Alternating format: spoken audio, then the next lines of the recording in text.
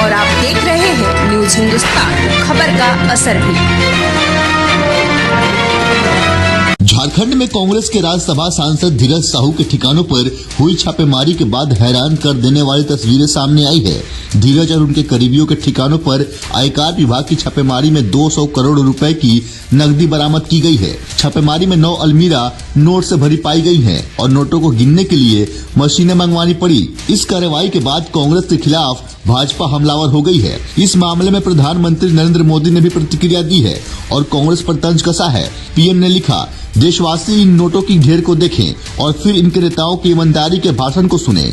जनता से जो लूटा है उसकी पाई पाई लौटानी पड़ेगी, यह मोदी की गारंटी है। नोट से भरी अलमारियों की तस्वीर आने के बाद राज्यसभा सांसद की कमाई की भी चर्चा हो रही है। ऐसे में हमें जानना चाहिए कि आखिर कौन है धीरज साहू।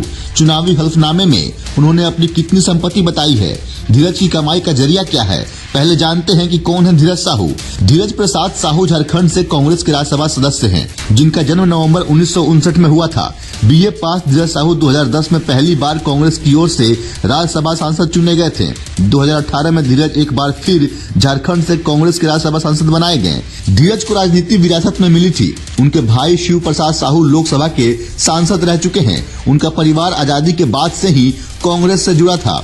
1977 में राजनीति में आने वाले धीरज साहू 1978 में जेल भरो आंदोलन में जेल गए थे। अब बात करते हैं कि धीरज की कमाई की जरिया क्या है और धीरज की कमाई कितनी है।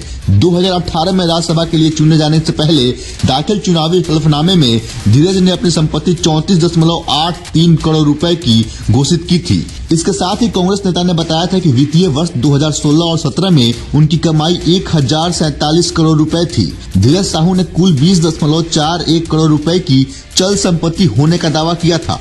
उस वक्त शपथ पत्र में कांग्रेस नेता ने अपने पास कुल 27 लाख रुपए से ज्यादा की नकदी घोषित की थी।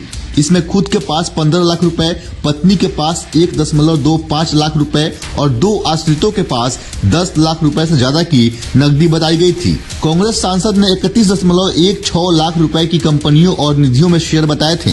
इसी तरह धीरज ने 8 लाख रुपए की जमा बीमा का उल्लेख किया था। उस वक्त कांग्रेस सांसद के पास 75.46 लाख रुपए की राशि किसी व्यक्ति और निकाय को दिए ऋण और एडवांस के रूप में थी। BMW, फॉर्च्यूनर और रेंज रोवर जैसी कारें धीरज साहू के पास है। धीरज के हलफनामे के अनुसार उनके नाम पर 1.51 करोड़ रुपए कीमत के कुल 4 कारें हैं। इनमें 87 लाख रुपए की सबसे महंगी कार BMW KV 42, 32 लाख रुपए की फॉर्च्यूनर, 24 लाख रुपए की रेंज रोवर और 8.5 लाख रुपए की सबसे सस्ती पाजेरो कार है। 1.51 करोड़ रुपए के गहने हैं, इनमें सोने के सिक्के भी हैं। कांग्रेस सांसद ने अपने शपथ पत्र में कुल 1.51 करोड़ रुपए के गहनों का जिक्र किया था।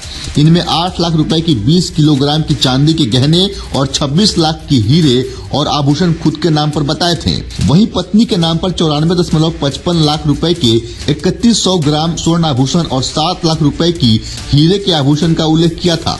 इसके अलावा एक आश्रित के नाम पर 10 लाख रुपए की 25 किलोग्राम की चांदी और 5.4 लाख रुपए के सोने के सिक्के की जानकारी दी थी। इसके साथ ही हलफनामे में 7.38 करोड़ रुपए दावे और ब्याज के रूप में बताए गए थे। इस तरह से धीरज साहू ने कुल 20.41 करोड़ रुपए की चल संपत्ति होने का दावा किया था। इतना ही नहीं, धीरज साहू का 3 राज्यों में घर है। धीरज साहू ने कुल 14.85 करोड़ रुपए की चल संपत्ति होने का दावा किया था।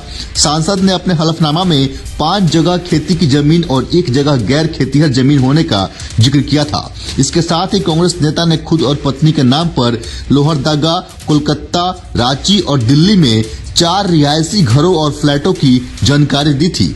वहीं अन्य आश्रित के नाम पर 2.83 करोड़ रुपए की संपत्ति होने का दावा किया था। इतनी सारी बातें सुनने के बाद आपको ये लगता होगा कि आखिर इनकी कमाई का जरिया क्या है, आखिर इनके पास इतने पैसे आते कहां से हैं। अपने हलफनामे में कांग्रेस नेता ने 2.36 करोड़ रुपए की देनदारी की जानकारी दी थी। धीरज साहू ने खुद की कमाई का जरिया व्यवसाय को बताया, जबकि पत्नी गृहिणी है। पत्नी के गृहिणी होने के बावजूद इनके नाम पर इतनी संपत्ति। इसके बाद चुनावी हलफनामे में दिए गए संपत्ति से कहीं ज्यादा उनके घर में नोटों की गड्डी मिली है। अब सवाल ये है कि क्या आईटी इस रेट को आगे बढ़ा के और कितनी जानकारी इकट्ठा कर पाती है, और सवाल ये भी है कि इतने पैसे आखिर आए कहां से।